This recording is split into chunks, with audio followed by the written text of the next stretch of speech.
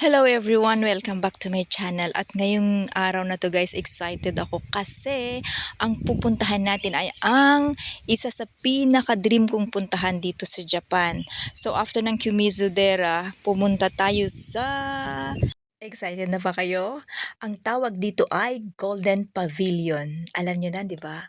Ang Kinkakuji. Yan. Maaga tayong gumising kahit medyo umaambon, kailangan nating mag-ready pero nagsuot pa rin tayo ng yukata. O 'di ba? Gustong-gusto ko yung yukata. Mag-ready tayong konti at ipapakita ko sa inyo mamaya ang ganda ng Golden Pavilion. Kaya see ya. On the way na nga tayo guys, papunta na tayo doon at malapit lang naman siya sa ating hotel. So, hindi mahal ang pamasahe. At pagbungad pa lang guys, ang ganda. Alam nyo pagkakita ko dito, sabi ko siguro ang ganda dito pag fall talaga. Kasi yan o, nag-i-start na silang maging yellow. Isa rin kasi sa pangarap ko guys ay yung makita yung talagang color ng fall, yung bang yellow at saka red or orange yung mga dahon. So dito guys, maglalakad ka papasok, hindi yung nasa daan lang siya, sa tabi ng daan, maglalakad ka papunta doon sa may bilihan ng ticket. So i-enjoy muna natin guys ang ating mga madadaanan. At dahil weekday siya, hindi siya masyadong matao. Hindi ko lang alam kung ganito rin siya pag weekends. Kasi ngayon nakikita ko hindi siya masyadong maraming tao. Although madami din konti. Ayan, medyo nagkaroon na lang ng tao dito kasi ito na yung pilahan para bumili ng ticket. So makikita nyo yan, yan yung bungad ng Kinkakuji Temple. At ang mga tao nga ay pumipila na para makabili ng ticket. Ang ticket dito ay 500 yen para makapasok guys. Pag pupunta kayo sa mga ganito, maganda na magdala kayo lagi ng cash. Kasi sa lahat ng napuntahan ko, cash lang yung tinatanggap nila. Kaya maganda na meron kayong cash lagi para pag may bibilhin kayo, syempre wala silang mga machine para sa card. So, karamihan sa mga nakita ko dito, puro cash lang yung tinatanggap. Excited na ba kayo guys? Ako din.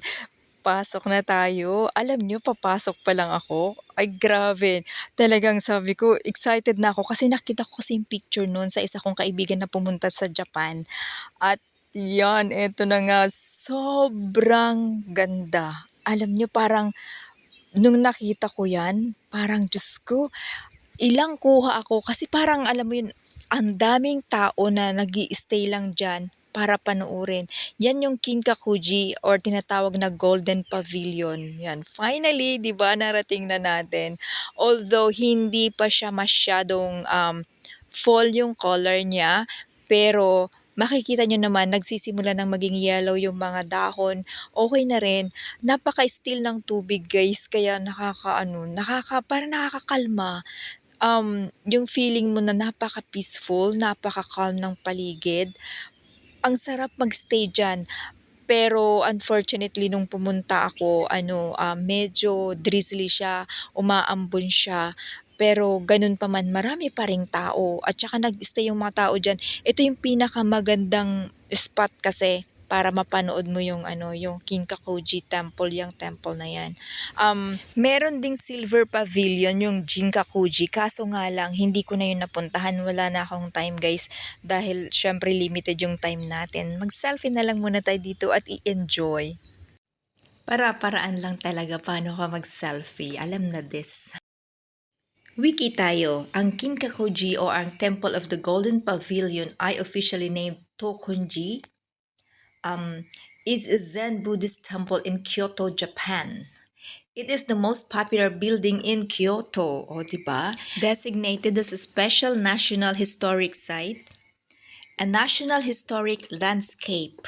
Oh, ang ganda. And it's one of the 17 locations making up the historic monuments of ancient Kyoto, which are World Heritage Sites. Ang religious affiliation niya ay Buddhism.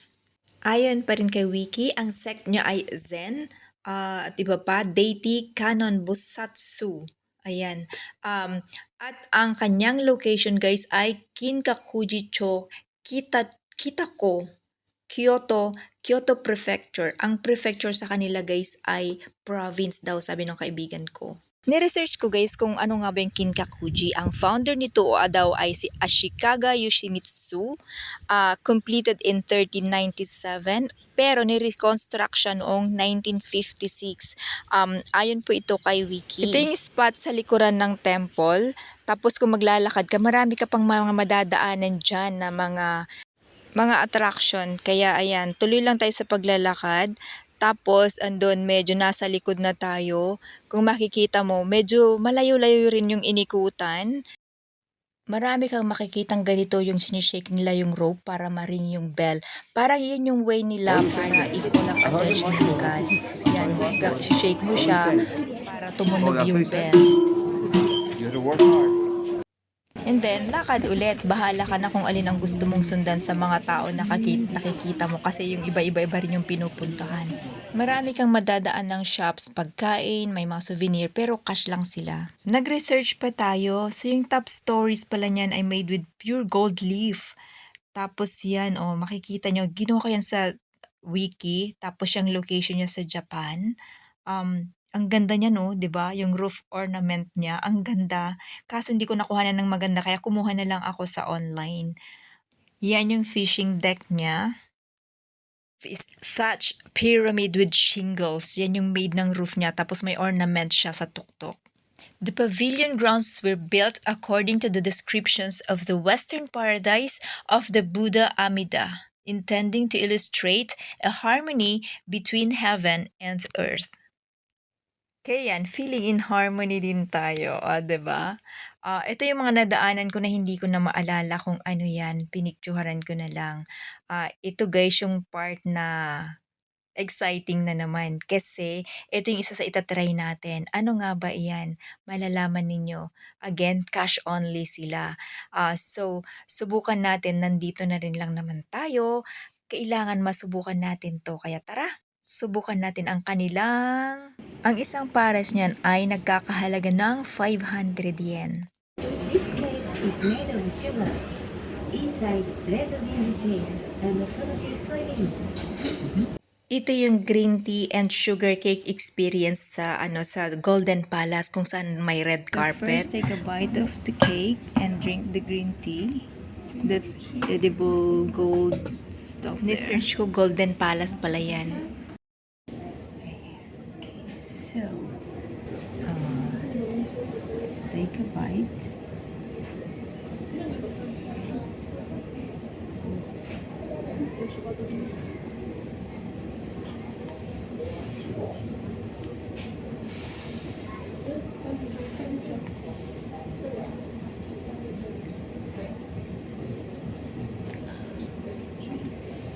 Amazing.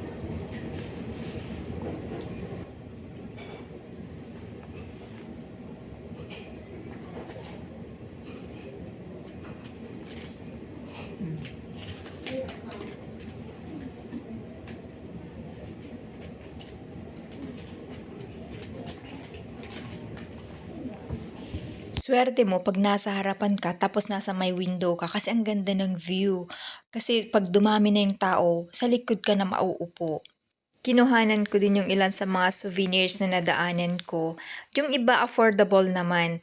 Ang binili ko lang ay bumili ako ng fridge magnet kasi wala na nga akong space sa luggage tapos over yung kilo ko. Tsaka bumili ako ng pagkain para matry din natin. So, paano nga ba pumunta doon from Kyoto Station? Yan, sabi yung bus na 205 pero huwag rapid kasi hindi siya dadaan doon. Marami namang buses doon like yan 101, sabi 40 minutes bago makarating. Nag-hop on hop off bus kasi ako guys na nagkakahalaga ng 4,000 yen.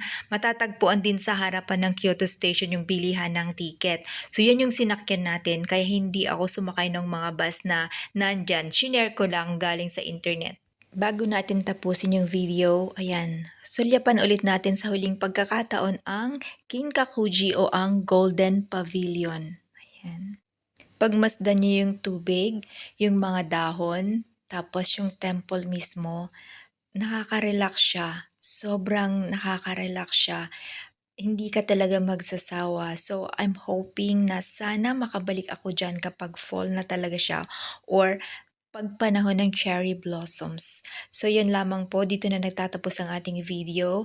At muli, please don't forget to hit like, comment, subscribe, and share if you like this video. At thank you so much sa inyong walang sawang suporta. Thank you so much for watching. Bye! See you again sa ating mga next videos. Ciao! Have a nice day, everyone!